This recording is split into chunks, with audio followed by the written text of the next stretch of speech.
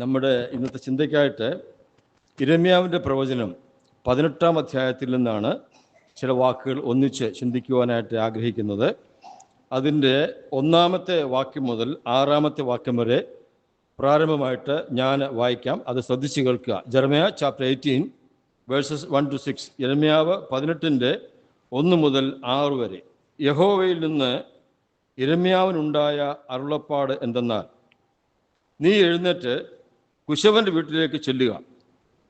അവിടെ വെച്ച് ഞാൻ നിന്നെ എൻ്റെ വചനങ്ങളെ കേൾപ്പിക്കും. അങ്ങനെ ഞാൻ കുശവൻ്റെ വീട്ടിൽ ചെന്നപ്പോൾ അവൻ ചക്രത്തിന്മേൽ വേല ചെയ്തുകൊണ്ടിരുന്നു.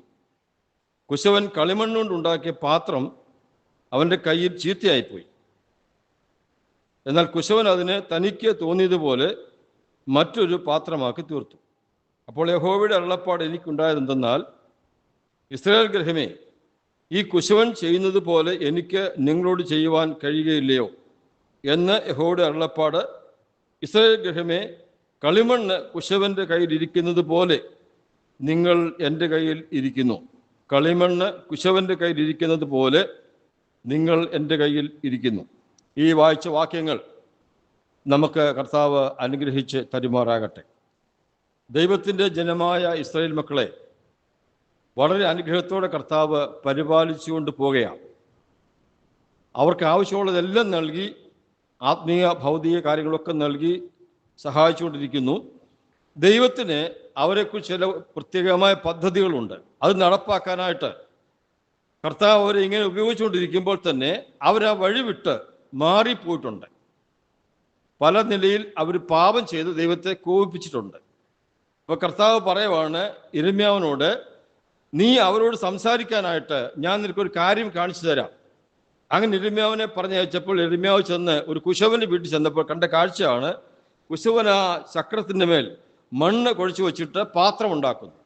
ഉണ്ടാക്കിക്കൊണ്ടിരിക്കുന്ന പാത്രം അപ്പോൾ തന്നെ തൻ്റെ കയ്യിൽ ചീത്തയായിപ്പോയി. എന്നിട്ട് കർത്താവ് പറയുന്നു, ഇസ്രായേൽ മക്കളോട് പോയി പറയണം, നിങ്ങൾ എൻ്റെ കയ്യിൽ മണ്ണ് കണക്കെ ഇരിക്കുക. ഒരു കുശവൻ മണ്ണുകൊണ്ട് തനിക്കിഷ്ടമുള്ള പാത്രം ഉണ്ടാക്കുന്നത് പോലെ ഞാൻ നിങ്ങളെ എൻ്റെ കയ്യിൽ വഹിച്ചുകൊണ്ട് നിങ്ങളെ ഉപയോഗിച്ചുകൊണ്ടിരിക്കുക, നിങ്ങളെ മെനഞ്ഞുകൊണ്ടിരിക്കുക, നിങ്ങളെ മറ്റനേകർക്ക് പ്രയോജനമായിട്ട് ഉപയോഗിക്കാനായിട്ട് ആഗ്രഹിച്ചുകൊണ്ടിരിക്കുക. അങ്ങനെ ചെയ്തുകൊണ്ടിരിക്കുമ്പോൾ നിങ്ങൾ എൻ്റെ കയ്യിലിരിക്കുമ്പോൾ തന്നെ ചീത്തയായിപ്പോയി, കേടായിപ്പോയി എന്ന് നിങ്ങൾ അവരോട് പറയണം. എങ്കിലും ആ ചീത്തയായിപ്പോയ മണ്ണ് നഷ്ടപ്പെടുത്തി കളയാതെ എനിക്കിഷ്ടമുള്ള വേറൊരു പാത്രമായിട്ട് ഞാൻ അതിനെ രൂപപ്പെടുത്തി. ഈ കാര്യം നീ അവരോട് പറയണമെന്ന് പറഞ്ഞ് അദ്ദേഹത്തെ അയച്ചു. അതാണ് നമ്മൾ വായിച്ചു കേട്ട ഈ വേദഭാഗം. നമുക്കിതിലുള്ള ചിന്ത എന്ന് പറയുന്നത്, നാം കർത്താവിൻ്റെ കയ്യിൽ ഇരിക്കുന്നത് മാത്രമല്ല, മനുഷ്യവർഗത്തിൻ്റെ ആരംഭം എന്ന് പറയുന്നത് തന്നെ ആക്ഷരികമായി പറഞ്ഞാൽ കർത്താവിൻ്റെ കയ്യിലെ മണ്ണ അല്ലേ. കർത്താവ് മണ്ണെടുത്ത് കുഴച്ച് തൻ്റെ കൈ കൊണ്ട് മനുഷ്യനെ ഉണ്ടാക്കി. ആ മനുഷ്യനെയാണ് തോട്ടത്തിൽ ഉണ്ടാക്കിയത്. അവരോട് പറഞ്ഞു, ആ കുടുംബത്തോട് പറഞ്ഞു, കർത്താവിനെ ബഹുമാനിച്ച് ജീവിക്കുവാനും അനുസരിക്കുവാനും ചെയ്യാനും ചെയ്യാതിരിക്കാനും ചില കൽപ്പനകൾ കൊടുത്തു. എന്നിട്ടും കർത്താവിൻ്റെ കരങ്ങളിൽ അവർ ഇഷ്ടം പോലെ ജീവിക്കാൻ അനുവാദമില്ല. അങ്ങനെ കർത്താവിൻ്റെ കരങ്ങളിൽ ഇരിക്കുമ്പോൾ തന്നെ നമുക്ക് അവിടെ മുതൽ തുടങ്ങാം. തോട്ടത്തിൽ കർത്താവിൻ്റെ കരങ്ങളിൽ ഇരിക്കുമ്പോൾ തന്നെ, കർത്താവുമായിട്ട് ബന്ധപ്പെട്ടിരിക്കുമ്പോൾ തന്നെ ഒരു ശത്രു വന്ന് സംസാരിച്ചു. അവൻ്റെ വാക്കിന് ചെവി കൊടുത്തിട്ട് കർത്താവിൻ്റെ കൽപ്പന ലംഘിച്ചു. ഈ വാക്യത്തിൻ്റെ അടിസ്ഥാനത്തിൽ പറഞ്ഞാൽ കർത്താവിൻ്റെ കയ്യിലിരിക്കുമ്പോൾ തന്നെ ആദമും ഹവയും ചീത്തയായിപ്പോയി. കർത്താവിനത് കോപമായി, ദുഃഖമായി, പ്രയാസമായി. എങ്കിലും അവരെ അവിടുന്ന് വെറുതെ ഇറക്കി വിടാതെ നാം അറിയുന്നത് പോലെ ഒരു വസ്ത്രമുണ്ടാക്കി അവരെ ഉടുപ്പിച്ചാണ് അവിടുന്ന് ഇറക്കി വിട്ടത്. നമുക്ക് 2 വാക്യങ്ങൾ ചേർത്ത് ഞാൻ പറയാം, വായിക്കാൻ പോവാ വാക്യം. ദൈവത്തിന് അവരോട് കോപമുണ്ടായി അവർ ആ കാര്യം ചെയ്തപ്പോൾ.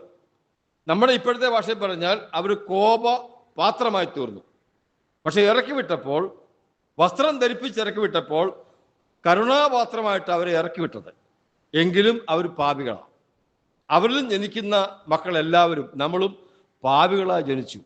നമ്മളും ജന്മന കോപത്തിൻ്റെ മക്കളായിരുന്നു. ഒരു വാക്യം വായിച്ചേ, എഫേസ്യ ലേഖനം 2-ാം അധ്യായത്തിൻ്റെ 3-ാമത്തെ വാക്യം, എഫേഷ്യൻസ് ചാപ്റ്റർ 2 വേഴ്സ് 3. അവിടെ പൗലോസ് എഫെസസിലെ വിശ്വാസികളുടെ പഴയ ചരിത്രം പറയുമ്പോൾ പറയുകയാണ് 2:3.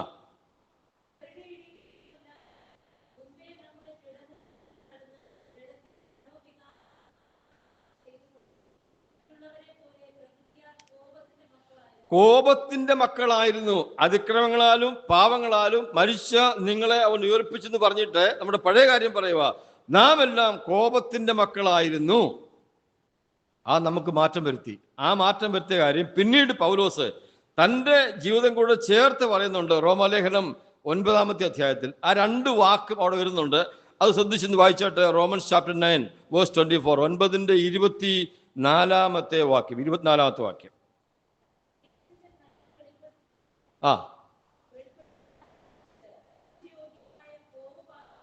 കോപപാത്രങ്ങളെ 23-ാം വാക്യം വായിച്ച്. 23-ാം വാക്യം വേഴ്സ് 23. കരുണാപാത്രങ്ങളെ. പൗലോസ് ഇവിടെ തൻ്റെ ജീവിതത്തെ കൂടെ ചേർത്തുകൊണ്ട് പറയുക, നമ്മൾ കോപത്തിന്റെ മക്കളായി ജനിച്ചവരാ. അതിന് നമ്മുടെ ഇന്നത്തെ ചിന്താ വിഷയത്തിൽ പറഞ്ഞാൽ നമ്മൾ കോപത്തിന്റെ പാത്രമായിരുന്നു. കോപപാത്രം, വെസൽ ഓഫ് റാത്ത്, കോപപാത്രം. നമ്മെ കരുണാപാത്രമായിട്ട് കർത്താവ് തീർത്തു. നമ്മളിപ്പോൾ ആരാധനയ്ക്ക് പലരും പല വിഷയങ്ങൾ പറയുണ്ടായല്ലോ. ക്രൂശിൽ കിടന്ന കർത്താവിന് മേൽ ദൈവം മനുഷ്യവർഗത്തിന്റെ എല്ലാം കോപം, മനുഷ്യവർഗത്തിന്റെ മേൽ ചൊരിയേണ്ട കോപം പുത്രന്റെ മേൽ ചൊരിഞ്ഞു. അവൻ അവിടെ കിടക്കുമ്പോൾ ഒരു കോപപാത്രമായിട്ട് കിടക്കുക, ഒരു കോപപാത്രമായിട്ട് കിടക്കുക. മാത്രമല്ല, പിതാവ് ഒരല്പം പോലും കരുണ തൻ്റെ പുത്രനോട് കാണിച്ചില്ല.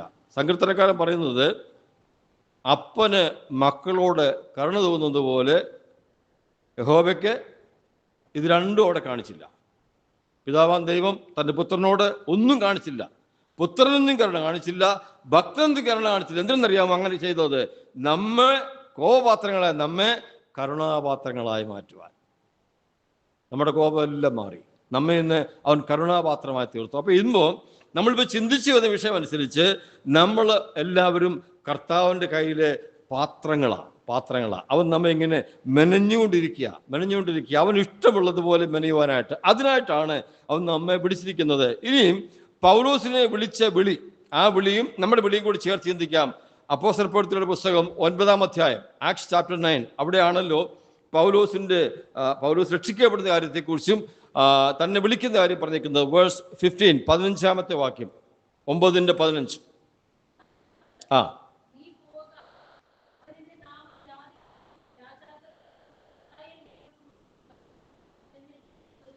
ഞാൻ തിരഞ്ഞെടുത്തിരിക്കുന്ന ഒരു പാത്രം. പൗലോസിനെ കുറിച്ച് പറയുക, അനന്യാസിനോട്, നീ പോയി അവനോട് സംസാരിക്കുക, നീ അവനെ സ്നാനപ്പെടുത്ത്.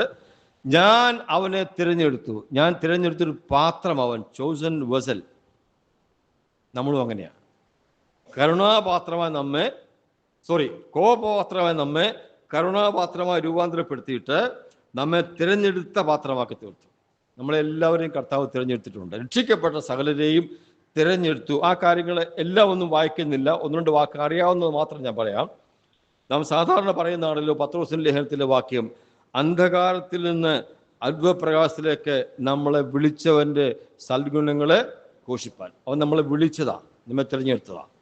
അവൻ സൽഗുണങ്ങളെ ഘോഷിപ്പാൻ, അവനെ ആരാധിപ്പാൻ നമ്മെ യോഗ്യരാക്കി തീർത്തു. അതിലേറ്റവും പ്രധാനപ്പെട്ട കാര്യം, നിങ്ങൾ എന്നെ തിരഞ്ഞെടുത്തതല്ല, ഞാൻ നിങ്ങളെ തിരഞ്ഞെടുത്ത് പോയി ഫലം കായ്ക്കേണ്ടത്.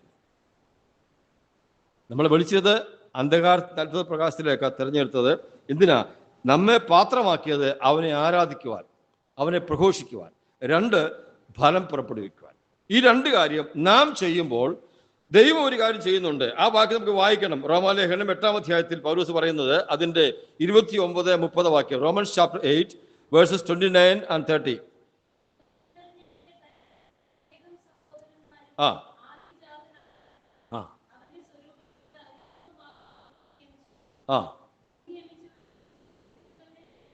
ഇവിടെ വായിച്ചത് മുൻ നിയമിച്ചവരെ വിളിച്ചു. അപ്പൊ നമ്മളെ വിളിച്ചത് എന്തിനാണെന്ന് 29-ാം വാക്യത്തിൽ വായിച്ചത്, തൻ്റെ പുത്രന്റെ സ്വരൂപത്തോട്. അപ്പൊ ദൈവം നമ്മളെ വിളിച്ചപ്പോ നാം കോപപാത്രമായിരുന്നു, നമ്മെ കരുണാപാത്രമാക്കി, നമ്മെ തിരഞ്ഞെടുത്ത പാത്രമാക്കി. എന്നിട്ട് തൻ്റെ കയ്യിൽ വെച്ചിട്ട് പറയാണ്, ഞാൻ വരുന്നത് വരെയും, അല്ലെങ്കിൽ നിങ്ങൾ മരിക്കുന്നവരെയും നിങ്ങൾ എൻ്റെ കയ്യിലാ. ഞാൻ എന്ത് ചെയ്യുന്നറിയാമോ? എൻ്റെ പുത്രന്റെ സ്വരൂപത്തോട് നിങ്ങളെ അനുരൂപരാക്കുവാനുള്ള കാര്യങ്ങൾ ചെയ്തുകൊണ്ടിരിക്കുക. ഞാൻ ഈ വാക്ക് ആവർത്തിച്ച് പറയും. ദൈവപുത്രന്റെ സ്വരൂപത്തോട് ഞാനും നിങ്ങളും അനുരൂപരാകുവാൻ അവനെപ്പോലെ ആയിത്തീരുവാൻ പിതാവ് തൻ്റെ കയ്യിൽ വെച്ച് നമ്മെ പണിതുകൊണ്ടിരിക്കുക, നമ്മെ മെനഞ്ഞുകൊണ്ടിരിക്കുക. അതാണ് ഇവിടെ ഇസ്രായേൽ മക്കളോട് പറഞ്ഞത്, നിങ്ങൾ എൻ്റെ കയ്യിലെ കുശവന്റെ കയ്യിലെ കല്ലുമണ്ണ് പോലെ ഇരിക്കുക എന്ന് പറഞ്ഞിരിക്കുന്നത്. അപ്പോൾ നമ്മൾ ചെയ്യേണ്ട കാര്യം, ഒരു കാരണവശാലും കർത്താവിൻ്റെ കയ്യിൽ നിന്ന് തെറ്റി പോകുവാനായിട്ട് പാടില്ല.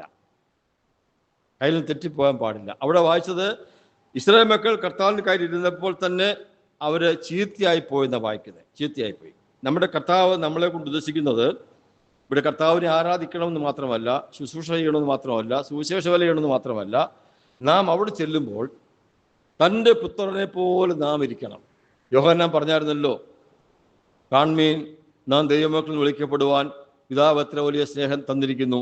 പിന്നെ പറഞ്ഞു, നാം അവിടെ ചെല്ലുമ്പോൾ നാം അവനെ താൻ ഇരിക്കുമ്പോൾ തന്നെ കാണുന്നതാകൊണ്ട് അവനോട് സദൃശന്മാരാകും. We are going to be like him. നാം അവനെ പോലെ ആയിത്തീരാൻ പോകുക. ദൈവം നമ്മെ വിളിച്ചതിൻ്റെ അൾട്ടിമേറ്റ് പർപ്പസ്, ആത്യന്തികമായ ലക്ഷ്യമെന്നുള്ളത്, ഉദ്ദേശമെന്നുള്ളത് തൻ്റെ പുത്രന്റെ സ്വരൂപത്തോട് നമ്മളെ അനുരൂപപ്പെടുത്തി അവിടെ നിർത്തുക എന്നുള്ളതാണ്. അതിനുള്ള കാര്യപരിപാടി ചെയ്തുകൊണ്ടിരിക്കുമ്പോൾ നമ്മൾ ആ പ്രവൃത്തിയിൽ നിന്ന് ഒഴിഞ്ഞു മാറരുത് എന്നാണ് നമ്മുടെ മുഖ്യ വിഷയം. ആദ്യ വായിച്ച വാക്യത്തിലേക്ക് വരിക. വായിക്കണ്ട, ഞാൻ പറയാം. യിരെമ്യാവ് 18-ാം അധ്യായത്തിൻ്റെ 4-ാം വാക്യം, ജെറമ്യാ ചാപ്റ്റർ 18:4. എൻ്റെ കയ്യിലിരിക്കുമ്പോൾ നിങ്ങൾ ചീത്തയായിപ്പോയി. അതെങ്ങനെ സംഭവിക്കുന്നത്? നിങ്ങളൊക്കെ കണ്ടിട്ടുണ്ടോ എന്ന് എനിക്കറിയത്തില്ല. ഈ കൊശവന്മാർ കളിമണ്ണുകൊണ്ട് പാത്രം ഉണ്ടാക്കുന്നത് ഞാൻ വളരെ ചെറുപ്പം മുതൽ ഒത്തിരി കണ്ടിട്ടുണ്ട്. ഞങ്ങളുടെ തൊട്ടടുത്ത് ഒരു കോളനി തന്നെയുണ്ട്. അവരെ മണ്ണിനകത്തുള്ള സകല കീടങ്ങളും മാറ്റും, ചെറിയ തരി പോലും മാറ്റി പല പ്രാവശ്യം കുഴച്ചെടുത്ത് വൃത്തിയാക്കിയിട്ടാണ് ആ ചക്രത്തിന്മേൽ വെച്ചിട്ട് ചക്രം കറക്കി കൈ കൊണ്ട് ഒരു പാത്രം ഉണ്ടാക്കുന്നത്. അങ്ങനെയാണെങ്കിൽ എങ്ങനെയാണ് അതിനകത്ത് കേടായി പോകാനുള്ള സാധ്യത? നമ്മെ ദൈവം വിളിച്ചപ്പോൾ നമ്മളെ സകല കുറവുകളും പരിഹരിച്ചാണ് നമ്മെ പണിയുവാൻ ആരംഭിച്ചിരിക്കുന്നത്. നമ്മൾ ഇടയ്ക്കിടയ്ക്ക് പറഞ്ഞൊരു വാക്കുണ്ടല്ലോ, we are perfect in the sight of the Lord positionally. സ്ഥാനീയമായിട്ട് നാം ദൈവസന്നിധിയിൽ പെർഫെക്റ്റാണ്, പൂർണ്ണരാണ്. പ്രായോഗിക ജീവിതത്തിലാണ് പലപ്പോഴും നമുക്ക് പരാജയമുള്ളത്. നാം അവൻ്റെ കയ്യിലിരിക്കുക, അവൻ നോക്കുമ്പോൾ നമ്മിൽ കുറ്റമൊന്നുമില്ല. പക്ഷെ അവൻ നമ്മെ രൂപപ്പെടുത്തിക്കൊണ്ടിരിക്കുമ്പോൾ, നമ്മെ ഒരു നല്ല പാത്രമാക്കാൻ ആഗ്രഹിച്ചുകൊണ്ടിരിക്കുമ്പോൾ എന്തോ അപാകത അവിടെ ഉണ്ടായി. ഞാൻ പറയാം, നിസാരമായ ഒരു തലമുടി മതി മണ്ണിനകത്തുണ്ടെങ്കിൽ ആ പാത്രം നന്നാകത്തില്ല, പാത്രം മുറിഞ്ഞു പോകും. ഒരു നാരുണ്ടെങ്കിൽ മുറിഞ്ഞു പോകും. നിസാരമായ കാര്യമാണ്. അപ്പോൾ ന്യായമായ ചിന്ത വരാം, ഇത് യഥാർത്ഥ കുശവനായ കർത്താവിന് അറിയത്തില്ലേ ഈ മറിഞ്ഞിരിക്കുന്ന കാര്യം? കർത്താവിന്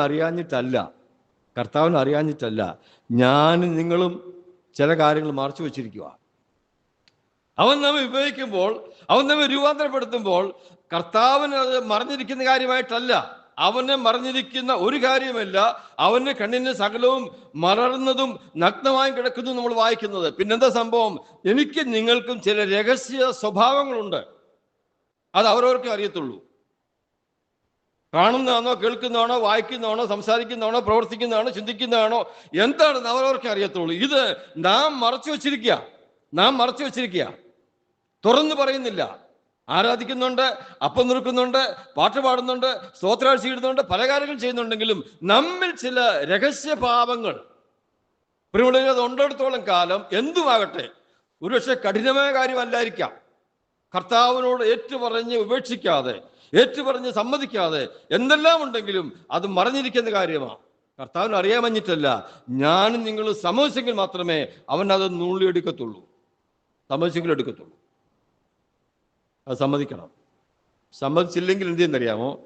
സമ്മതിച്ചില്ലെങ്കിൽ അതെന്താണെന്ന് കണ്ടുപിടിക്കാൻ ഈ കൊശവന മണ്ണ് അവിടുന്ന് എടുക്കും, ആ ചക്രത്തിൽ നിന്ന് എടുത്തിട്ട് പിന്നെ നന്നായിട്ട് ഇടിച്ച് കുഴച്ച് വൃത്തിയാക്കി അത് കണ്ടുപിടിച്ച് വലിച്ചൂരും. അത് ഇച്ചിരി വേദനയാണ്, കൊച്ചു കാര്യമൊന്നുമല്ല. അതുകൊണ്ട് ഒരു കുറവ് സംഭവിച്ചാൽ അത് ഏറ്റുപറഞ്ഞോണം. സാരമില്ലെന്ന് വിചാരിക്കരുത്. കർത്താവ് ക്ഷമിക്കുന്നവനാ, ദീർഘക്ഷമയുള്ളവനാ, മഹാദയുള്ളവനാ എന്ന് വിചാരിച്ച് തെറ്റ് ഏറ്റുപറയാതിരിക്കരുത്. പറയാതിരുന്നാൽ അവന് നമ്മെ ഉപയോഗിക്കാൻ പറ്റത്തില്ല. അവനെ ഏറ്റു പറയിപ്പിച്ച് പിന്നെ ആ വേദനയോട് നാം അനുഭവിക്കാതിരിക്കേണ്ടതിന് കുറോള ഏറ്റു പറഞ്ഞ് മുൻപോട്ട് പോകുവാൻ നാം ബാധ്യസ്ഥര. ഇവിടെ ദാവീദ് ഒരു പറഞ്ഞത് എൻ്റെ ശ്രദ്ധയിൽപ്പെട്ടിട്ടുണ്ട്. അതായത് 139 സംഘത്തിൽ വായിക്കണ്ട, അവിടെ തന്നെ ആദ്യം പറയുന്നത് യഹോവേ നീ എന്നെ ശോധന ചെയ്ത് അറിഞ്ഞിരിക്കുന്നു എന്നാണ്. അറിഞ്ഞിരിക്കുന്നു എന്നാൽ അതിൻ്റെ 10-24 വാക്യമുണ്ട് ആ സങ്കീർത്തനത്തിന്. ആദ്യത്തെ ഭാഗത്ത് കർത്താവിൻ്റെ സർവജ്ഞാനിത്വം, സർവ്വവ്യാപിത്വം, സർവശക്തി എല്ലാം വിശദീകരിച്ച് പറഞ്ഞിട്ട് അവസാനം താൻ പറയാ യഹോവ നീ എന്നെ ശോധന ചെയ്ത് അറിയണമേ, എൻ്റെ നിലവുകളെ പരിശോധിക്കണമേ, വ്യസനത്തിനുള്ള മാർഗം എന്നുണ്ടോ നോക്കി എന്നെ ശാശ്വത മാർഗത്തിൽ. എന്താ കാര്യം?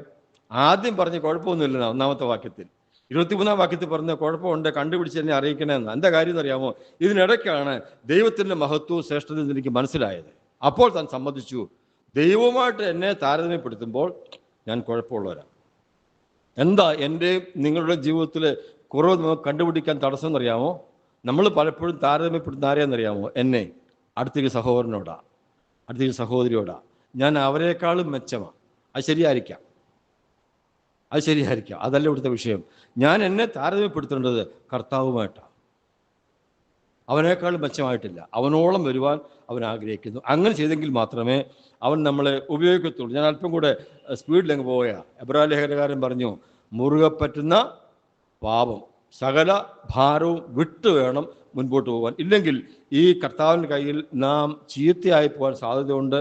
ചീത്തയായി പോയത് കൊണ്ട് അവൻ നാം ഉപേക്ഷിക്കത്തില്ല, തനിക്ക് ഇഷ്ടമുള്ള വേറൊരു പാത്രമാക്കി തീർക്കും. ഞാൻ ലളിതമായ ഒരു ഉദാഹരണം പറയാം. ഫ്ലവർ വൈസ് ഉണ്ടല്ലോ, ഫ്ലവർ വൈസ് ഈ മേശപ്പുറത്തൊക്കെ വെക്കുന്ന ഒരു പൂ വെക്കുന്നൊരു പാത്രം. അതുണ്ടാക്കാനാണ് ദൈവത്തിൻ്റെ പദ്ധതിയെങ്കിൽ അതുണ്ടായിക്കൊണ്ടിരുന്നപ്പം നമ്മൾ അവൻ്റെ കൈ ചീത്തയായിപ്പോയി. തനിക്ക് തോന്നി പാത്രം ഒന്ന് മാറ്റാം, താൻ അതിനെ കുഴച്ചെടുത്ത് വേറൊരു പാത്രമാക്കി. ആ പാത്രം ബാത്റൂമിൽ കൊണ്ടുവന്ന് ബക്കറ്റാണെങ്കിൽ അവിടെ ഇരിക്കും. അത്രേ ഉള്ളൂ. രണ്ടും ഒരു വീട്ടിലെ പാത്രമാണ്, രണ്ടും വീട്ടിൽ ആവശ്യമുള്ളതാണ്. ഇത് ജനങ്ങൾ ബഹുമാനിക്കുന്നതാണ്, മറ്റ് ജനങ്ങൾക്ക് ആവശ്യമുള്ളതാണ്. ഇതിലേതാകണമെന്ന് നമ്മൾ തീരുമാനിച്ചാൽ മതി. നഷ്ടപ്പെടുത്തത്തില്ല. ഒരു ഭവനത്തിന് ആവശ്യമുള്ള പാത്രം പോലെ അവനാക്കി തീർക്കും. അതുകൊണ്ട് നമുക്ക് ലഭിക്കേണ്ട ബഹുമാനം പോകാതിരിക്കുവാനായിട്ട് ദൈവം നമ്മളെ സഹായിക്കട്ടെ. ഞാൻ ഇനിയും അതിനകത്ത് 1-2 കാര്യങ്ങൾ ചില ആളുകളുടെ കർത്താവിൻ്റെ കയ്യിൽ ഇരുന്നപ്പോൾ തന്നെ പരാജയപ്പെട്ടുപോയ കാര്യത്തെക്കുറിച്ച് പറയാം. നമ്മളൊരു കാര്യം ചെയ്യേണ്ടത്, കർത്താവ് നമുക്ക് വേണ്ടി ശ്രേഷ്ഠമായ കാര്യം ചെയ്തുകൊണ്ടിരിക്കുക. അതായത് നമ്മെ കൈവച്ചുകൊണ്ട് തൻ്റെ പുത്രൻ്റെ രൂപത്തോടെ സ്വരൂപത്തോടെ അനുരൂപരായി രൂപാന്തരപ്പെടുത്തിക്കൊണ്ടിരിക്കുക. അത്രമാത്രം ശ്രേഷ്ഠമായ കാര്യം, അതിനപ്പുറം ശ്രേഷ്ഠത ഒന്നുമില്ല തൻ്റെ പുത്രനെ പോലെ ആകുക എന്നുള്ളത്. അങ്ങനെ ചെയ്തുകൊണ്ടിരിക്കുമ്പോൾ നമ്മൾ ഇതിനിടയ്ക്ക് ചില ശൂന്യമായ കാര്യങ്ങൾക്ക് പോവാം, കർത്താവിൻ്റെ കൈ വിട്ടിട്ട്. അതുകൊണ്ടാണ് പൗലോസ് പറഞ്ഞത്, ഈ ലോകത്തോട് അനുരൂപരാകരുത്. തൻ്റെ പുത്രൻ്റെ സ്വരൂപത്തോട് അനുരൂപപ്പെടുത്താൻ ദൈവം ചെയ്യുമ്പോൾ നമ്മൾ എന്ത് ചെയ്യുക? ഈ ലോകത്തിന് അനുഭവപ്പെട്ടു പോവുക. ലോകക്കാർ ചെയ്യുന്നവർ എനിക്ക് ചെയ്യണം, ലോകക്കാരെ പോലെ ജീവിക്കണം, ലോകക്കാരെ വസ്ത്രം ധരിക്കണം, ലോകക്കാർ സംസാരിക്കണം, ലോകത്തോട് അനുഭവപ്പെട്ടു പോവുക. അത് നമ്മുടെ പ്രകൃതമാണ്. ആ പ്രകൃതം വേണ്ട. കുറഞ്ഞ പക്ഷം ഞാൻ ഇങ്ങനെ വാക്ക് പറയാൻ ആഗ്രഹിക്കുക, കർത്താവ് നമ്മെ തൻ്റെ പുത്രൻ്റെ സ്വരൂപത്തോട് അനുരൂപരാക്കാനുള്ള പ്രക്രിയകൾ ചെയ്തുകൊണ്ടിരിക്കുമ്പോൾ കുറഞ്ഞ പക്ഷം നാം ദൈവത്തെ സഹായിച്ചില്ലെങ്കിലും വേണ്ടുകയില്ല, ഉപദ്രവിക്കാതിരുന്നാൽ മതി. വെറുതെ ഇരുന്ന് കൊടുത്താൽ മതി. ഞാൻ ഇരുന്നേക്കാം, അങ്ങ് ചെയ്തു എന്ന് പറഞ്ഞാൽ മാത്രം മതി. ലോകത്തോട് അനുരൂപരായി തീരാൻ പോയി കഴിഞ്ഞാൽ കർത്താവിന് അധികം പ്രവർത്തിക്കേണ്ടി വരും. ആ പ്രവർത്തനം നമുക്ക് വേദനയ്ക്ക് കാരണമായി തീരും. അത് വരാൻ പാടില്ല. ഇനി സംഭവിച്ച കാര്യം പറയാം. അത് അഹരോനെ കുറിച്ചാണ്. നമുക്ക് എല്ലാവർക്കും അറിയാമല്ലോ, പുറപ്പാട് പുസ്തകം 20-ാമത്തെ അധ്യായം മുതൽ 31-ാമത്തെ അധ്യായം വരെയുള്ള 12 അധ്യായങ്ങൾ ന്യായപ്രമാണം കൊടുക്കുന്നു, 10 കൽപ്പന കൊടുക്കുന്നു. ഉത്സവത്തെക്കുറിച്ച്, യാഗത്തെക്കുറിച്ച്, പൗരോഹിത്യത്തെക്കുറിച്ച് എന്ന് വേണ്ട സകല പ്രമാണങ്ങളും മോശയോട് പറഞ്ഞു കൊടുത്തുകൊണ്ടിരിക്കുക. മോശയും ദൈവവും പർവ്വതത്തിൻ്റെ മുകളിലാണ്, ജനങ്ങളൊക്കെ അടിവാരത്തിൽ കൂടാരത്തിൻ്റെ അവിടെയും കൂടാരത്തിൻ്റെ വെളിയൊക്കെ ആയിട്ട് പാർക്കുക. ഏതാണ്ട് 40 ദിവസം മോശയും ദൈവവും പർവ്വതത്തിൽ ഇതെല്ലാം പറഞ്ഞു കൊടുത്തു. യഹോവ എഴുതി എല്ലാം കൊടുത്തുകൊണ്ടിരിക്കുക. അങ്ങനെ കൊടുത്തുകൊണ്ടിരിക്കുന്ന സമയത്ത് അതിനൊരു ഭാഗം വായിച്ച് 28-ാം അധ്യായം, പുറപ്പാട് 28, എക്സോഡസ് ചാപ്റ്റർ 28, 1-ാമത്തെ വാക്യം മുതൽ നോക്കിക്കേ. ആ ആ വരുത്തുക.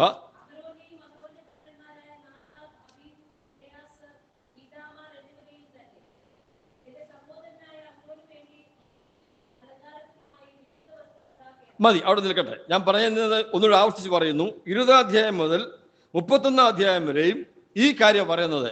യാഗം, പൗരോഹിത്യം, വസ്ത്രം, സമാഗമന കൂടാരം, ഉത്സവം, ഇങ്ങനെ പല വിഷയങ്ങൾ. അതിനകത്ത് 10 കൽപ്പനയുണ്ട്. ഇപ്പൊ നാം വായിച്ചത് മോശയോട് പറയുക, നിന്റെ സഹോദരനായ അഹരോനും അവന്റെ പുത്രന്മാർക്കും പൗരോഹിത്യം കൊടുക്കണം. അവർക്ക് പ്രത്യേക വസ്ത്രമുണ്ട്. വസ്ത്രം കൊണ്ട് കണ്ടു കഴിഞ്ഞാൽ നല്ല ഭംഗിയാ, പല കളറാ, പല വസ്ത്രങ്ങളുണ്ട്. ആ വസ്ത്രം ഉണ്ടാക്കണം, തലയിലൊക്കെ കെട്ടുണ്ടായിരിക്കണം, എല്ലാം പറഞ്ഞ് ഇങ്ങനെ കൊടുത്തുകൊണ്ടിരിക്കുമ്പോൾ, ഞാൻ പറഞ്ഞ നിങ്ങൾ ശ്രദ്ധിക്കണം, ഇങ്ങനെ കൊടുത്തുകൊണ്ടിരിക്കുമ്പോൾ താഴെ, പർവ്വതത്തിന് താഴെ ജനങ്ങൾ പറയവാ, മോശ അങ്ങോട്ട് പോയിട്ട് കുറേ നാളായല്ലോ, കാണുന്നില്ല, ഞങ്ങളെ കൊണ്ടുവന്ന ആളെന്തി, ഞങ്ങൾക്ക് കാണേണ്ടതിനും ഉത്സവം കഴിക്കേണ്ടതിനും ഒരു കാളക്കുട്ടിയെ. 32 അധ്യായമാണ്. അവരെന്ത് ചെയ്തു? കൊണ്ടുവരാൻ പറഞ്ഞു. എല്ലാം കൊണ്ടുവന്നു. അവരുടെ കൂടി നന്ന ഭംഗിയായിട്ടൊരു കാളക്കുട്ടി ഉണ്ടാക്കി കൊടുത്തു.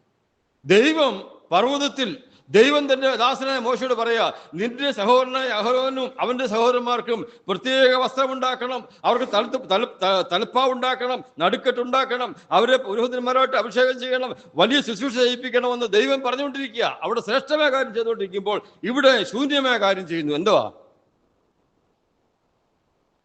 കാളക്കുട്ടി, വിഗ്രഹം. അഹരോൻ അറിഞ്ഞായിരുന്നോ അവിടെ ഇതാന്ന്? അറിയാമോ? ഇല്ല. എന്നെക്കുറിച്ചും എൻ്റെ മക്കളെക്കുറിച്ചും ദൈവം വസ്ത്രത്തിൻ്റെ കാര്യവും ശുശ്രൂഷ കാര്യവും ശ്രേഷ്ഠമായ കാര്യം പറഞ്ഞുകൊണ്ടിരിക്കുകയാണെന്ന് അഹരോൻ അറിയാമോ? ഇല്ല. നമുക്ക് വേണ്ടി ദൈവം ചെയ്യുന്ന പല കാര്യങ്ങളും അറിയത്തില്ല. അറിയണ്ട. എന്തിനാ അറിയുന്നേ? അവൻ ദോഷവും ചെയ്യത്തില്ലല്ലോ. ചെയ്യുമോ? അവൻ നന്മ മാത്രമേ ചെയ്യത്തുള്ളൂ. അവൻ ഇന്നും നന്മ ചെയ്യുവാൻ ആഗ്രഹിച്ച് ഓരോ കാര്യപരിപാടി നടത്തിക്കൊണ്ടിരിക്കുക. നമ്മളത് അറിഞ്ഞാലും കൊള്ളാം, അറിഞ്ഞില്ലെങ്കിലും കൊള്ളാം, ഇവിടെ യോഗ്യമായി ജീവിച്ചോണം. കൈവിട്ട് പോകരുത്, കയ്യിൽ നിന്ന് ചാടിപ്പോകരുത്, അവൻ്റെ കയ്യിലിരിക്കുമ്പോൾ കേടായി പോകരുത്. അഹരോന്റെ ശ്രേഷ്ഠമായ കാര്യം അവിടെ പറഞ്ഞുകൊണ്ടിരിക്കുമ്പോൾ ഇവിടെ കാളക്കുട്ടി ഉണ്ടാക്കി അവൻ ശൂന്യനായിപ്പോയി. പരാജയമാ.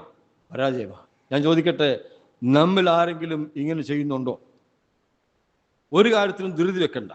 എന്നെക്കുറിച്ച് ദൈവം എന്താഗ്രഹിക്കുന്നുവോ ആ കാര്യം ദൈവം സാധിപ്പിക്കും. ഒരുപക്ഷെ നമ്മൾ ആഗ്രഹിക്കുന്ന സമയത്ത് സാധിപ്പിച്ചിരുന്നു വരാം. നമ്മൾ ആഗ്രഹിക്കുന്നത് പോലെയല്ല കാര്യങ്ങൾ പോയെന്ന് വരാം. അവൻ നമുക്ക് വേണ്ടി നന്മ മാത്രമേ ചെയ്യൂ, ശ്രേഷ്ഠമായ കാര്യം മാത്രമേ ചെയ്യൂ. അത് അവൻ ചെയ്തുകൊണ്ടിരിക്കുമ്പോൾ നാം അവൻ്റെ കയ്യിൽ ചീത്തയായി പോകരുത്. അവനെ നമ്മൾ കയ്യിൽ നമ്മൾ തന്നെ സമർപ്പിച്ചു കൊടുക്കേണ്ടത് വളരെ ആവശ്യമായിരിക്കുന്ന കാര്യമാണ്. 2-3 പേരുടെ കാര്യം വിശദീകരിക്കാതെ പറഞ്ഞു പോകാം. ഒന്ന് അബ്രഹാമാണ്. അബ്രഹാമിനെ വിളിച്ചു വേർതിരിച്ചു. ഞാൻ നിന്നെ വലിയവനാക്കും, നിന്റെ ജാതി മുഖാന്തരം ലോകം അനുഗ്രഹിക്കപ്പെടും, സന്തതികൾ ധാരാളമായി തരുമെന്നൊക്കെ പറഞ്ഞിട്ട് കർത്താവിൻ്റെ കയ്യിലെ ഒരു പാത്രം പോലെ ഇങ്ങനെ മെനഞ്ഞുകൊണ്ടിരിക്കുക. അങ്ങനെ മെനഞ്ഞുകൊണ്ടിരിക്കുമ്പോൾ അബ്രഹാം സാറയും കൂടെ തീരുമാനിച്ചിട്ട് അബ്രഹാം ഹാഗാറിൻ്റെ പുറകെ പോയി. കയ്യിൽ നിന്നങ്ങ് പോയി, ചീത്തയായിപ്പോയി. ഇന്നും ലോകത്തിന് തലവേദനയാണ് അവരനം. മനസ്സിലായോ? വഴിതെറ്റിപ്പോയതാ. പിന്നെ മോശയ്ക്ക് ജനിക്കാൻ അവകാശമില്ലായിരുന്നു, ജീവിക്കാൻ അവകാശമില്ല. നമ്മൾ പണ്ട് ചിന്തിച്ചതാ. ആ സമയത്ത് കൊട്ടാരത്തിൽ വളരുവാൻ ദൈവം വഴിയൊരുക്കി കൊടുത്തു. 40 വർഷം അവൻ വളർന്നു കഴിഞ്ഞപ്പോൾ, ദൈവത്തിന് സമയത്തിന് വേണ്ടി കാത്തിരിക്കാതെ കർത്താവിൻ്റെ കരങ്ങളിൽ അവൻ വളർന്നു വന്നപ്പോൾ, അവൻ കർത്താവിൻ്റെ കയ്യിൽ നിന്ന് ചാടിപ്പോയി ഒരു മുസ്ലിമിനെ തല്ലിക്കൊന്ന് മൂടിക്കളഞ്ഞു. അതുകൊണ്ട് അവിടുന്ന് ഓടിപ്പോകേണ്ടി വന്നു. മനസ്സിലായോ? എല്ലാത്തിനും സമയമുണ്ട്. ആ സമയത്ത് മാത്രമേ എന്തെങ്കിലും ചെയ്യാവൂ. ധൃതി വെച്ച് ആത്മീയ കാര്യങ്ങൾ ചെയ്യരുത്. ഒരു കാര്യം ചെയ്യരുത്. കർത്താവിൻ്റെ കയ്യിൽ നിന്ന് മോശ ചാടിപ്പോയി. എന്ത് ചെയ്തു? പിന്നീട് 40 വർഷം കൂടെ കർത്താവ് തൻ്റെ കയ്യിൽ അവനെ കൊണ്ടുവന്ന് ശരിയായിട്ട് മെച്ചപ്പെടുത്തി 80ാമത്തെ വയസ്സിൽ തിരികെ അയച്ചു. മനസ്സിലായല്ലോ? ഇനി പറഞ്ഞു വന്ന ധാരാളം പേര് പറയാനുണ്ട്. പത്രോസ്, മുമ്പ് നമ്മൾ കേട്ടത് പത്രോസിൻ്റെ കാര്യം. പത്രോസ് എന്തുവാ? പത്രോസ് കയ്യിലിരിക്കുമ്പോൾ തന്നെ എത്രയോ പ്രാവശ്യം പ്രശ്നം ഉണ്ടാക്കി. എല്ലാത്തിനും മുമ്പിൽ നിന്നു. ഒരു പ്രാവശ്യം വാളെടുത്ത് വെട്ടി, ഒരു പ്രാവശ്യം കർത്താവിനെ തള്ളിക്കളഞ്ഞു. പിന്നെ കർത്താവ് ഉയർത്ത ശേഷവും മീൻ പിടിക്കാൻ പോയി. എത്ര പ്രാവശ്യം കയ്യിൽ നിന്ന് താൻ പോയി. കർത്താവ് കരുണയുള്ളവനാ. കയ്യിൽ നിന്ന് ചാടിപ്പോയാലും അവനെ വിട്ടില്ല, വേറൊരു പാത്രമാക്കി തീർത്തു. ചെന്ന് വിളിച്ചു കൊണ്ടുവന്നു.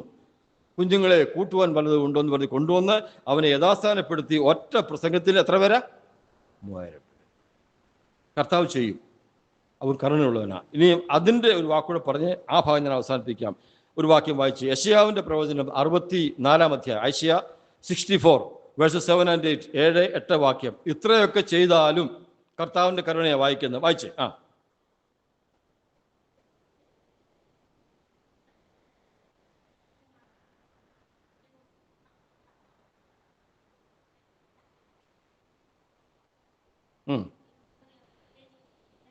എങ്കിലും യഹോവ ഇനി ഞങ്ങളുടെ പിതാവ്, ഞങ്ങൾ കളിമണ്ണും. മനസ്സിലായോ? ഇത്രയൊക്കെ ഞങ്ങൾ കാട്ടിക്കൂട്ടിയിട്ടും നീ ഞങ്ങളുടെ പിതാവ്, ഞങ്ങൾ കളിമണ്ണ്, നീ കുശവൻ. ഞങ്ങൾ നിന്റെ കയ്യിൽ തന്നെയാണ്. അത് കർത്താവിന്റെ കരുണയല്ലേ? ഇത്രയും ഞങ്ങൾ കാണിച്ചിട്ടും, ഇത്രയും കുഴപ്പം കാണിച്ചിട്ടും നീ ഞങ്ങളെ കയ്യിൽ നിന്ന് വിടുന്നില്ല, അതാ നമ്മൾ പറഞ്ഞത്, താൻ പറഞ്ഞത്, നിങ്ങൾ എൻ്റെ കയ്യിൽ ഭദ്രമാണ്, എൻ്റെ കയ്യിൽ ഭദ്രമാണ്. ലോകമോഹങ്ങളാകട്ടെ, ജഡമോഹങ്ങളാകട്ടെ, പിശാചിന്റെ കാര്യങ്ങളാകട്ടെ, എന്തു വന്നാലും, നമ്മളെ ആരെല്ലാം ആക്രമിച്ചാലും അവൻ നമ്മളെ വിടത്തില്ലെന്ന് പറഞ്ഞാൽ തനിക്കൊരു പദ്ധതി ഉണ്ട്. ആ പദ്ധതി അവൻ നിറവേറ്റും. എങ്കിലും യഹോവേ നീ ഞങ്ങളുടെ പിതാവ്, ഞങ്ങൾ കളിമണ്ണ് പോലെ അവൻ്റെ കയ്യിലാണ്. ആ കർത്താവിൻ്റെ കരുണ ഓർത്ത് നമുക്ക് ഇനിയുമുള്ള കാലമെങ്കിലും നമ്മുടെ ആ പൊസിഷൻ മനസ്സിലാക്കി ഇരുന്നു കൊടുക്കാം. അവൻ നമ്മളെ മെനയും. അവൻ എന്താണോ ആഗ്രഹിക്കുന്നത് അതുപോലെ മെനയും. ഇല്ലെങ്കിൽ താൻ പിന്നെ തനിക്ക് ഇഷ്ടമുള്ളതുപോലെ മറ്റെന്തെങ്കിലും പാത്രമാക്കി തീർത്ത് നമുക്ക് ലഭിക്കേണ്ട ബഹുമാനമോ നന്മയോ ഭാവി പ്രതിഫലമോ നഷ്ടപ്പെട്ടു പോകാതെ നമ്മളെ തന്നെ സമർപ്പിക്കുവാനായിട്ട് നാം ബാധ്യസ്ഥരാണ്. ഇനിയും ചിന്തിക്കുന്നത്, ഈ ഒരു കാര്യം നിറവേറ്റിക്കൊണ്ട് പോകണമെങ്കിൽ നമ്മൾ എന്തു ചെയ്യണം? ഒന്നാമത്തെ കാര്യം എന്ന് പറയുന്നത്, സഭാബന്ധം ശരിയായ നില പുലർത്തി പോകുക എന്നുള്ളതാണ്. എന്താ അങ്ങനെ പറഞ്ഞെന്ന് ചോദിച്ചാൽ, എഫെസ്യ ലേഖനം 4 അധ്യായത്തിന്റെ 11 ഭാഗത്തിൽ ഇങ്ങനെ പറയുന്നു, അവൻ ചിലരെ സുവിശേഷകന്മാരായും ചിലരെ ഇടയന്മാരായും ചിലരെ ഉപദേഷ്ടാക്കന്മാരായും നിയമിച്ചിരിക്കുന്നു. 12 വാക്യം വായിക്കുന്നത്, അത് നാം എല്ലാവരും പക്വതയിലും ഐക്യതയിലും ശുശ്രൂഷയിലും പുരുഷത്വത്തിലും അങ്ങനെ ക്രിസ്തുവിന്റെ തലയോളം വളരുവാൻ. ഈ വളർച്ച കിട്ടുന്നത് എവിടുന്നാ? സഭയിൽ നിന്നാണ്, സഭാ കൂടിവരവിൽ നിന്നാണ്. അതുകൊണ്ട് വിശ്വാസികൾ ഒരു സഭാ കൂടിവരവിനും മുടക്കം വരുത്തരുത്.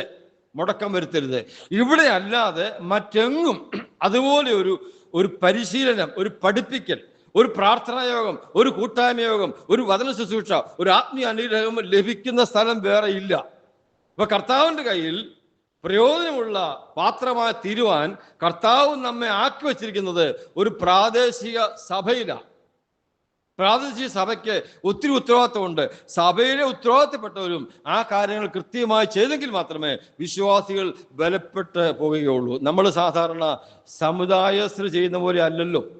സമുദായസ്ഥർ എന്ന് പറഞ്ഞാൽ ഇതര വിഭാഗങ്ങളിൽപ്പെട്ടവർക്ക് അവരുടെ ഹോളിലേക്ക് ചെന്ന് കഴിഞ്ഞാൽ വിശ്വാസികൾക്ക് യാതൊരു പങ്കുമില്ല. പണ്ടൊരു സഹോദരൻ പറഞ്ഞതുപോലെ അവർക്ക് 5 ഓണം. അറിയാമോ അത് എന്താണെന്ന്? ഇല്ല. വന്നോണം, നിന്നോണം, കണ്ടോണം, കൊണ്ടോണം, പൊക്കോണം. 5 ഓണമാണ്. ഒരു പങ്കുമില്ല. ഇവിടെ അങ്ങനാണോ? അല്ല. ഇവിടെ വന്ന് കാണാൻ വന്നതല്ല, പിന്നെ ഒന്നിച്ചിരുന്ന് ദൈവത്തെ മഹത്വപ്പെടുത്താൻ വന്നവരാ. അതിനുശേഷം ഒന്നിച്ചിരുന്ന് പ്രാപിക്കുവാൻ വന്നവരാ. അപ്പൊ ആ ഒരു ശുശ്രൂഷ ദൈവസഭയിലേ ഉള്ളൂ. അതുകൊണ്ട് ദൈവസഭയുടെ കൂട്ടായ്മയ്ക്ക് മുടക്കം വരുത്തിയാൽ ഈ കർത്താവിന് തമ്മിൽ ഉപയോഗിക്കാൻ കഴിയാതെ വരുമെന്നുള്ള കാര്യം മറന്നുപോലെ. രണ്ടാമത്തെ കാര്യം എന്ന് പറയുന്നത്, നാം നമ്മെ തന്നെ ശ്രദ്ധിക്കണം. ഒരു വാക്യം വായിച്ചു, 2 കൊരിന്ത്യർ 4 അധ്യായം, 2 Corinthians chapter 4, അതിന്റെ 7 വാക്യത്തിൽ പൗലോസ് അത് ഗൗരവത്തോടെ പറയുന്നുണ്ട്. എന്താണെന്ന്? 2 Corinthians chapter 4 verse 7, 2 കൊരിന്ത്യർ 4:7.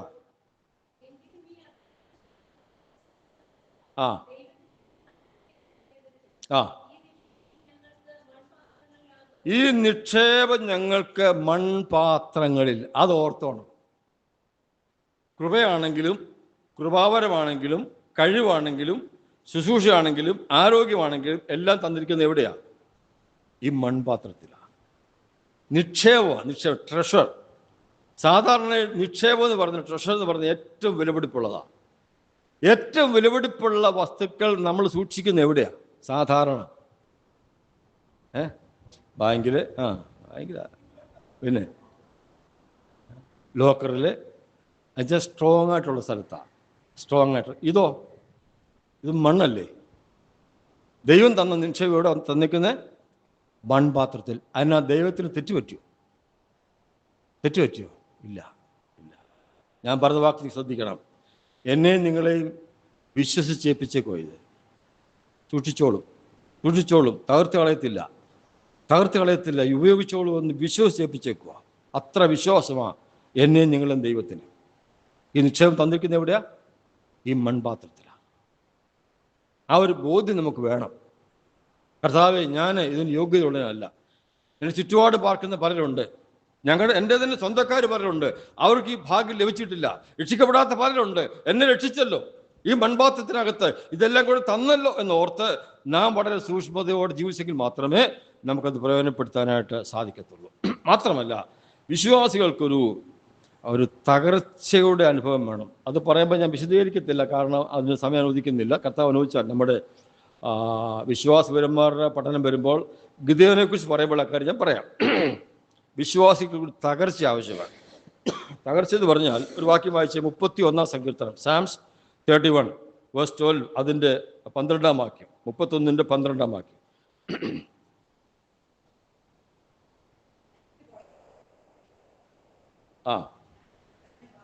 ഞാൻ ഉടഞ്ഞ പാത്രം പോലെ ആയിരിക്കുന്നു. ദാവീദിന്റെ സങ്കീർത്തനമാണ്. ഒത്തിരി കഷ്ടതയിൽ കൂടെ, പ്രയാസത്തിൽ കൂടെ, നിന്നയിൽ കൂടെ കടന്നുപോയി മനുഷ്യരൊക്കെ അദ്ദേഹത്തെ പുച്ഛിക്കുന്നു. പല പ്രശ്നങ്ങളാണ്. താൻ പറയുക, ഞാനൊരു ഉടഞ്ഞ പാത്രം പോലെ. അതൊരു തകർച്ചയുടെ വാക്കാണ്. ഉടഞ്ഞു എന്ന് പറഞ്ഞാൽ തകർന്നതിൻ്റെ അർത്ഥം അല്ലേ? വിശ്വാസികൾക്കൊരു തകർച്ച ഉണ്ടാകണം. തകർച്ച. ഈ നിക്ഷേപം തന്നിരിക്കുന്ന എവിടെ? മൺപാത്രം. ആരും കാണുന്നുണ്ടോ? ഇല്ല. ഈ മൺപാത്രം തകർന്നാലോ? കാണാം. പല വിശ്വാസികൾക്കും ജീവിതത്തിൽ ഒരു തകർച്ചയില്ല. തകർച്ചയില്ലെന്ന് പറഞ്ഞാൽ കർത്താവിനെ ആരാധിക്കുവാനായിട്ട് കടന്നു വരുമ്പോൾ, സഭയായിട്ട് കർത്താവിൻ്റെ കഷ്ടാനുഭവങ്ങളെക്കുറിച്ച്, സ്നേഹത്തെക്കുറിച്ചും ഒക്കെ ആരും സഹോദരന്മാരൊന്ന് ചിന്തിക്കുമ്പോൾ, ഒരു വാക്ക് പറയുമ്പോൾ അത് ശ്രദ്ധയോടെ കേട്ട് ഹൃദയ തകർച്ചയോടെ ദൈവത്തിന് നന്ദി പറയുവാൻ പലർക്കും കഴിയുന്നില്ല. ആരാധനയ്ക്ക് പോലും അശ്രദ്ധയായിട്ടിരിക്കുന്നവരുണ്ട്. തെറ്റല്ലയോ അത്? ഒരു പാട്ട് പാടാൻ പറയുമ്പോൾ പാട്ടുപുസ്തകം തുറന്നു വെച്ച് അതിന് അർത്ഥം മനസ്സിലാക്കി ധ്യാനിച്ച് തകർച്ചയോടെ പാടുന്നുണ്ടോ?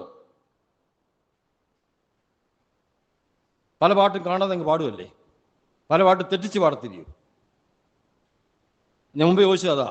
സ്തോത്രം ചെയ്യുമ്പോൾ ശ്രദ്ധയോടെ കേട്ടിട്ട് കർത്താവിന്റെ മഹത്വത്തെ വർണ്ണിക്കുമ്പോൾ അതിനോട് ചേർന്ന് സ്തോത്രം, ആമേൻ എന്നൊക്കെ പറയാൻ നിങ്ങളെ കൊണ്ട് സാധിക്കുന്നുണ്ടോ? എവിടെയാ തകർച്ച? മീറ്റിങ്ങുകൾ വെറും ആചാരമായിട്ട് മാറിയോ? പാട്ട് ആചാരമായിട്ട് മാറിയോ? അപ്പം നിന്ന് ആചാരമായിട്ട് മാറിയോ? തകർച്ചയില്ലെങ്കിൽ പ്രകാശം ഉണ്ടാകത്തില്ല. ഈ പാത്രം തകരണം.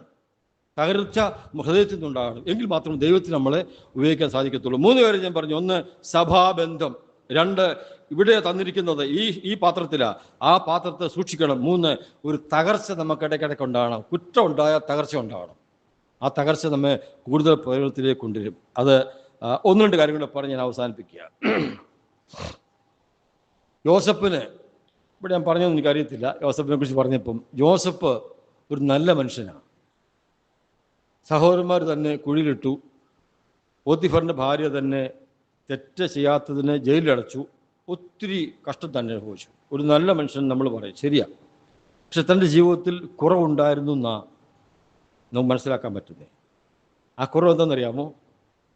1, തൻ്റെ സഹോദരന്മാരെ കുറിച്ചുള്ള ദുശ്രുതി, ബാഡ് ന്യൂസ് തൻ്റെ അപ്പനോട് പറയുമായിരുന്നു. അറിയാമല്ലോ അല്ലേ?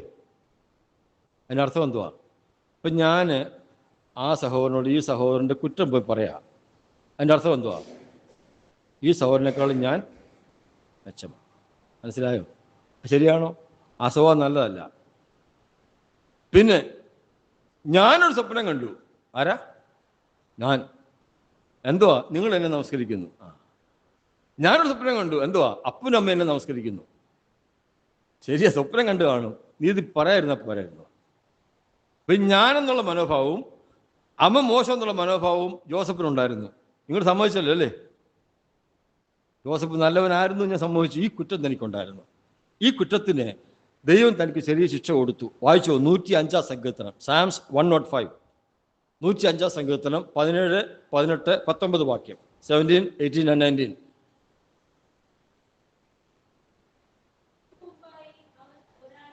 ആ ആ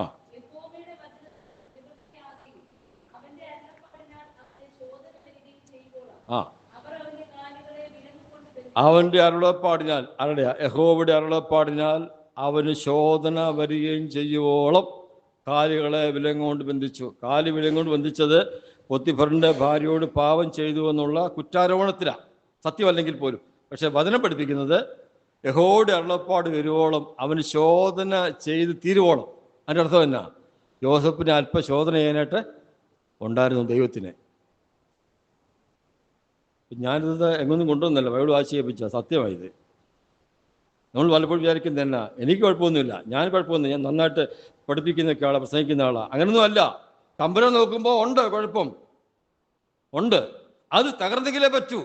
യോസഫ് തകർന്നവിടെ കിടന്ന് അവിടുന്ന് പുറത്തു വന്നപ്പോൾ രാജാവൻ രണ്ടാമനായിട്ട് അവരോധിക്കപ്പെട്ടു. മതി, തകർച്ച കഴിഞ്ഞാണ് ഉയർച്ച. അതുകൊണ്ടാണ് പറഞ്ഞത് തകരണം. തകർന്നെങ്കിൽ ദൈവത്തിന് നമ്മളെ ഉപയോഗിക്കാൻ കഴിയത്തുള്ളൂ. ഇനി 2 വാക്ക് പറഞ്ഞ് അവസാനിപ്പിക്കുക. തിമത്യോസിന്റെ ലേഖനത്തിലേക്ക് വന്നേ. 2 തിമത്യോസ് 2-ാം അധ്യായം 20-ാമത്തെ വാക്യം. 2 Timothy chapter 2 verse 20.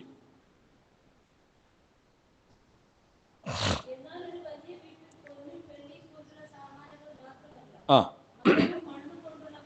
ആ ഈ മാന്യകാര്യം ഹീനകാര്യം എന്ന് പറയുന്നത് മോർ ഓണർ ലെസ് ഓണർ എന്ന, അധിക ബഹുമാനം കുറച്ച് ബഹുമാനം എന്നാണ് ഇംഗ്ലീഷിൽ. വായിച്ചു. ആ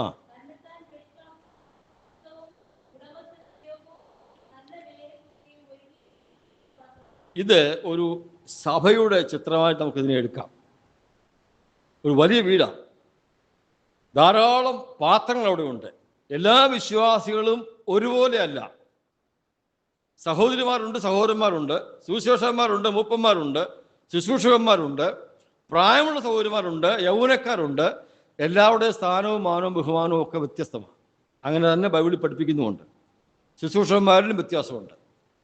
പാത്രങ്ങളുണ്ടെങ്കിലും പാത്രമെല്ലാം ഒരുപോലെയല്ല. ലെസ് ഓണർ, മോർ ഓണർ, അധിക ബഹുമാനം, കുറച്ച് ബഹുമാനം, ചെറിയ ശുശ്രൂഷ, വലിയ ശുശ്രൂഷ നമ്മൾ പറയും. എല്ലാ കാര്യത്തിലും നമ്മൾ പാത്രങ്ങളാണ്. പക്ഷെ ഇവിടെ പറഞ്ഞിരിക്കുന്നത് പാത്രം വിശുദ്ധമായിരിക്കണം, ഉടമസ്ഥന് പ്രയോജനമുള്ള മാനപാത്രമായിട്ട് ഉപയോഗിക്കപ്പെടണം. ഉടമസ്ഥൻ എപ്പോൾ വന്നാലും പാത്രത്തെ ഉപയോഗിക്കാൻ റെഡിയായിരിക്കണം. ഉദാഹരണം പറഞ്ഞാൽ, ഒരു വീട്ടിൽ ഒരു ഗസ്റ്റ് വന്നു, പെട്ടെന്ന് അവർക്ക് ഇച്ചിരി വെള്ളം കൊടുക്കേണ്ടി വന്നു. വീട്ടിലെ സഹോദരി ഓടി അടുക്കള വന്ന് ആദ്യം എടുത്ത ഗ്ലാസ്സിനകത്ത് ഇന്നലത്തെ കാപ്പിയുടെ മട്ട് കട്ടി പിടിച്ചിരിക്കുക. ആ ഗ്ലാസ് എന്ത് ചെയ്യും? കഴുകാൻ സമയമെടുക്കുമോ? ഇല്ല. ഇപ്പോൾ വെള്ളം ഒഴിച്ചുകൊണ്ട് മാറ്റി വയ്ക്കും. എന്നിട്ട് വേറെ നല്ല ഗ്ലാസ്സുകൾ എടുത്തുകൊണ്ട് വന്നിട്ട് അതിനകത്ത് ഈ വെള്ളം കൊണ്ട് കൊടുക്കും. ഈ ഗ്ലാസ്സിന് വിശുദ്ധിയില്ല. ഇതുകൊണ്ട് വന്ന ഗസ്റ്റിനെ ബഹുമാനിക്കാൻ ഈ ഗ്ലാസ്സിന് കഴിഞ്ഞില്ല. ഞാൻ പറഞ്ഞ മനസ്സിലായോ? ദൈവത്തിന് എന്നെ നിങ്ങളെ ആവശ്യം വരുന്നത് എപ്പോഴെന്ന് അറിയത്തില്ല. എപ്പോൾ ആവശ്യം വന്നാലും റെഡിയായിരിക്കണം. ഇല്ലെങ്കിൽ നമ്മുടെ ചാൻസ് നഷ്ടപ്പെടും, അവസരം നഷ്ടപ്പെടും. അത് ഭാവി പ്രതിഫലത്തെ ബാധിക്കും. അതുകൊണ്ട് നമ്മൾ പാത്രമാണ്, ദൈവത്തിന്റെ ഭവനത്തിലെ പാത്രങ്ങളാ. ഉടമസ്ഥന് പ്രയോജനമുള്ള, സന്തോഷമുള്ള മാനപാത്രമായി എപ്പോഴും ഒരുങ്ങിയിരിക്കണം. എങ്കിൽ മാത്രമേ ആ നന്മ നമുക്ക് അനുഭവിക്കാനായിട്ട് കഴിയത്തുള്ളൂ. ഒരു സംഭവം എന്ന് പറയാനൊക്കത്തില്ല. ഒരു ഒരു ഒരു വിഷയം കൊണ്ട് ഞാൻ ഇങ്ങനെ പറയാം. ഒരു വീട്ടിലെ ധാരാളം പാത്രം ഉണ്ടല്ലോ. ഒരടുക്കളയിലെ പാത്രങ്ങൾ, അകത്തെ പാത്രങ്ങളൊക്കെ നമുക്കറിയാം. അങ്ങനെ വിശദീകരിച്ച് പറയാൻ ആവശ്യമില്ലെങ്കിലും, ഒരു വീട്ടിലൊരു 4 അതിഥികൾ വന്നു. നമ്മൾ അവർക്ക് നേരത്തെ പ്ലാൻ ചെയ്തതനുസരിച്ച് ആഹാരമൊക്കെ പാകം ചെയ്യുന്നു. അടുക്കളയിലെ സ്റ്റൗവിൻ്റെ പുറത്ത് വെച്ച് ആഹാരമൊക്കെ പാകം ചെയ്തു കഴിഞ്ഞിട്ട് അതെല്ലാം ഒരു നല്ല പാത്രം എന്ന് പറഞ്ഞാൽ നമ്മൾ സാധാരണ പറയുന്നത് ഡിന്നർ സെറ്റ് അല്ലേ. ഡിന്നർ സെറ്റിനകത്ത് നല്ല ഭംഗിയായിട്ട് അത് കൊണ്ടുവന്ന് ഡൈനിങ് ടേബിൾ വെച്ചു. ഗസ്റ്റ് വന്ന് ഒരു 4 പേരും ചുറ്റി ഇരുന്ന് ഇങ്ങനെ കഴിക്കുക. മേശപ്പത്തിരിക്കുന്ന പാത്രം എത്ര ഭംഗിയാണ് കാണാൻ അല്ലേ. ഈ ഓരോ പാത്രത്തിൽ നിന്നും ആ ചോറും കറിയൊക്കെ വിളമ്പി കഴിക്കുമ്പം രുചി കൊണ്ട് അവരുടെ മുഖത്തെ തൃപ്തി കാണാം. ഇടയ്ക്കിടയ്ക്ക് മേലോട്ട് നോക്കും, ആരെയാ ഈ വിളമ്പി തരുന്ന ആളിനെ. കൊച്ചമ്മ വിളമ്പി കൊടുക്കുക. അപ്പോൾ കൊച്ചമ്മയോട് പറയും, നന്നായിരിക്കുന്നു കേട്ടോ, ഈ പാത്രവും കൊള്ളാം, ഈ കറിയും കൊള്ളാം എന്നൊക്കെ പറയുമ്പോൾ പച്ചമിക്ക് ഒരു ചെറിയ സന്തോഷം, കാരണം കഷ്ടപ്പെട്ടതല്ലേ. ഞാൻ ഒരു കാര്യം പറയട്ടെ, ഒരു അരമുക്കാൽ മണിക്കൂർ മുമ്പ് ചൂടത്തിരുന്ന പാത്രമുണ്ട്, ചൂട് കൊണ്ട പാത്രം, തീ കൊണ്ട പാത്രമുണ്ട്. വെളിച്ചെണ്ണ ഒഴിച്ചപ്പം ആ വെളിച്ചെണ്ണ തിളച്ചപ്പോൾ അതിൻ്റെ കൂടെ ചൂട് അനുഭവിച്ച പാത്രമുണ്ട്. ആ വെളിച്ചെണ്ണയ്ക്കകത്തോട്ട് കടുകും മുളകും ഒക്കെ ഇട്ട് കുത്തി ഇളക്കിയപ്പോൾ കുത്തി കൊണ്ട പാത്രമുണ്ട്. മനസ്സിലായോ? ഇങ്ങനെ ഓരോ പാത്രങ്ങൾ കഷ്ടവും വേദനയും നിന്ദയും പരിഹാസവും ഒക്കെ അനുഭവിച്ചുകൊണ്ടാണ് ഇവിടെ ഈ പാത്രത്തിനകത്ത് രുചിയുള്ള ആഹാരം വന്നെന്നുള്ള കാര്യം കഴിക്കുന്നവരങ്ങ് മറന്നുപോയി. പക്ഷെ ആർക്കറിയാം? നിൽക്കുന്ന കൊച്ചമ്മയ്ക്കറിയാം. ആ കൊച്ചമ്മയാണ് വീടിൻ്റെ ഉടമസ്ഥ, പാത്രത്തിൻ്റെ ഉടമസ്ഥ. എൻ്റെ പ്രിയ സഹോദരന്മാരെ, കഷ്ടതയിൽ കൂടി കടന്നു പോയാലും, കുത്തുകൊള്ളേണ്ടി വന്നാലും, വേദന അനുഭവിക്കേണ്ടി വന്നാലും, നീറേണ്ടി വന്നാലും സഹിച്ചോ. ചിലർക്കെങ്കിലും നമ്മൾ ആശ്വാസമായിരിക്കും, ചിലർക്ക് ആശ്വാസമായിരിക്കും, ചിലർക്ക് നമ്മൾ ആശ്വാസമായിരിക്കണം. എല്ലാവർക്കും അറിയത്തില്ലല്ലോ നമ്മൾ ചിരിക്കുമ്പോൾ നമ്മുടെ ഉള്ളിൽ പടയാന്നുള്ള കാര്യം. എല്ലാവർക്കും അറിയത്തില്ലല്ലോ കൈ കൊടുക്കുമ്പോൾ ഹൃദയം വിറയ്ക്കുന്നുള്ള കാര്യം. അറിയണ്ട. ചിലർക്കെങ്കിലും നമ്മൾ ആശ്വാസമായിരിക്കണമെങ്കിൽ അങ്ങനെ കുത്തും എരിയും ചൂടും ഒക്കെ കൊണ്ടെങ്കിലേ പറ്റത്തുള്ളൂ. നമ്മളും പാത്രമാ, അവരും പാത്രമാ. ഇനി ഒരു ചോദ്യം ഞാൻ ചോദിക്കുക. പാത്രവും ആഹാരവും സ്വർഗ്ഗത്തിൽ ചെല്ലുമ്പം പാത്രത്തിനാണോ പ്രതിഫലം, ആഹാരത്തിനാണോ പ്രതിഫലം? സ്വർഗ്ഗത്തിൽ ചെല്ലുമ്പം പാത്രത്തിലാണോ പ്രതിഫലം കിട്ടുന്നത്, ആഹാരത്തിലാണോ പ്രതിഫലം കിട്ടുന്നത്? പറ. പാത്രത്തിന്. നമ്മളാ പാത്രം, നമ്മളെ കുത്തുകൊണ്ടത്, നമ്മളെ വേദന അനുഭവിച്ചത്, നമ്മളാ ചെയ്തത്. അതിൻ്റെ ഫലമാണ് ആഹാരം. കൊമ്പുകളും ഫലങ്ങളും. കൊമ്പിൽ മുന്തിരിക്കൊല ഉണ്ടാകുന്നു. അവിടെ ചെല്ലുമ്പം മുന്തിരിക്കൊലക്കാണോ പ്രതിഫലം കിട്ടുന്നത്, കൊമ്പിനാ പ്രതിഫലം കിട്ടുന്നത്? ആർക്കാ? കൊമ്പിനാ. സ്വർഗ്ഗത്തെ പ്രതിഫലം ആഹാരത്തിനല്ല, പാത്രത്തിനാ. എനിക്ക് നിങ്ങൾക്കുമാ. അതുകൊണ്ട് ആ പാത്രം വേണ്ടോണ്ട് ഉപയോഗിക്കാം. കർത്താവിൻ്റെ കരങ്ങളിലേക്ക് നമ്മളെ തന്നെ നമുക്ക് സമർപ്പിച്ചു കൊടുക്കാം. ഒരിക്കലും നഷ്ടം വരത്തില്ല. അത് നമ്മളെ മെനയും തൻ്റെ പുത്രൻ്റെ സ്വരൂപത്തോടെ നമ്മളെ അനുരൂപരാക്കുന്ന പ്രക്രിയ അവൻ ചെയ്യുമ്പോൾ നാം അതിൽ അല്പം പോലും മാറി നിൽക്കാതെ തന്നോട് ചേർന്ന് നമുക്ക് നിൽക്കാം. ഒരിക്കലും കർത്താവ് പറയല്ലേ, എൻ്റെ കയ്യിലിരുന്നപ്പോൾ അവൻ ചീത്തയായിപ്പോയി. ഇസ്രായേലിനെ കുറിച്ച് പറഞ്ഞതുപോലെ എന്നും നിങ്ങളെക്കുറിച്ച് പറയല്ലേ. അവൻ തമ്മിൽ മെനഞ്ഞുകൊണ്ടേയിരിക്കും. നമ്മൾ കൈ ചീത്തയായിപ്പോയാൽ അവൻ വേറൊരു പാത്രമാക്കും. വെറുതെ വിടത്തില്ല, നമ്മളെ തള്ളിക്കളയത്തില്ല. രക്ഷഭദ്രമായതുകൊണ്ട് കയ്യിൽ നിന്ന് മാറ്റിക്കളയാതെ വേറൊരു പാത്രമാക്കും. ഒരുപക്ഷെ കിട്ടേണ്ട ബഹുമാനം ഇവിടെ കിട്ടാതെ വരും, കിട്ടേണ്ട പ്രതിഫലം അവിടെ കുറഞ്ഞു പോവുകയും ചെയ്യും. അതിനിടയാകാതെ കേട്ട വചനം നമുക്കെല്ലാവർക്കും ഒരുപോലെ പ്രയോജനമായി തീരുവാനായിട്ട് ദൈവം നമ്മളെ സഹായിക്കട്ടെ. പാത്രമാണെന്നുള്ള കാര്യം മറന്നുപോകല്ലേ. കർത്താവിൻ്റെ കയ്യിൽ നമ്മളെ തന്നെ സമർപ്പിക്കുക. നമുക്കൊരു സമർപ്പണ ഗാനത്തിൻ്റെ അടി ഒന്നിച്ച് പാടി ദൈവത്തെ മഹത്വപ്പെടുത്തി ശുശ്രൂഷ അവസാനിപ്പിക്കാം. തിരുകരത്താൽ വഹിച്ചു എന്നെ തിരുഹിതം പോൽ നടത്തണമേ. കുശവൻ കയ്യിൽ കളിമണ്ണു ഞാൻ അനുദിനം നീ പണിയണമേ. കുശവൻ കയ്യിൽ കളിമണ്ണു ഞാൻ അനുദിനം നീ പണിയണമേ.